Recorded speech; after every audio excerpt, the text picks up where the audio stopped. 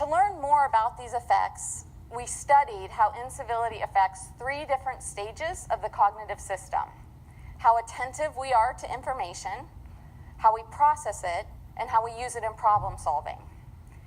And in these studies, we would prime incivility using a sentence scrambling task. So we gave people 30 combinations of 5 words and asked them to use 4 of them to create a sentence. Half received a list with 15 rude trigger words: impolitely, interrupt, bold, obnoxious, disturb, bother. The other half received the same exact task, but their list contained none of these rude triggers.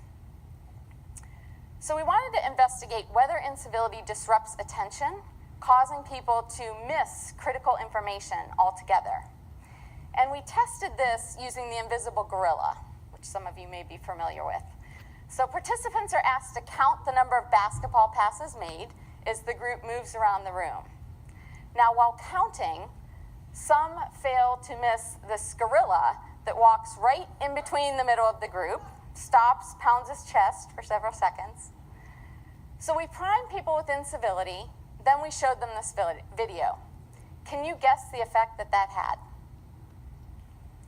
They were 5 times less likely to notice anything unusual. Then we tested whether incivility disrupts information processing and recall. And we found that those that were exposed to incivility, that they were primed with incivility, did 17% worse on recalling information, these cognitive tasks. They also missed 43% more math errors. And then we tested whether incivility affects goal management. And goal management is really critical to problem solving, decision making, and planning future actions.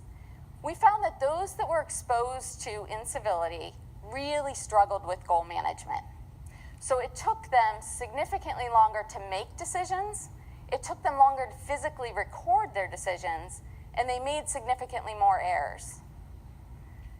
So what's the big deal?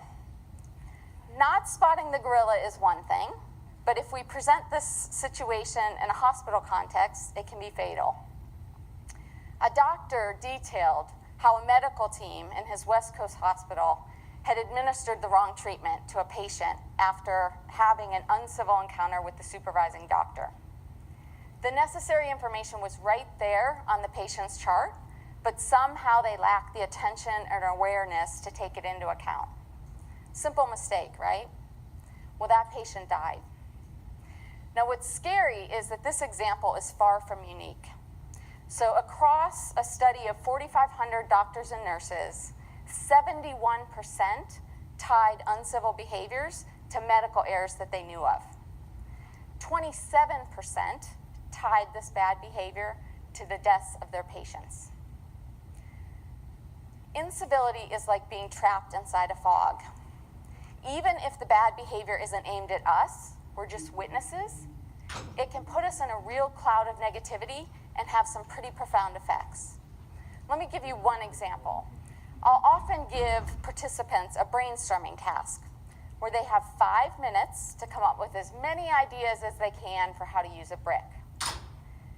Witnesses of incivility consistently come up with ideas like this: break someone's nose, smash someone's finger, attack, torture, or kill someone, beat or crush a person to death, sink a body in a river, throw it through a window, smash the experimenter's face, even though the experimenter didn't do anything wrong, place it on the floor to stub people's toes.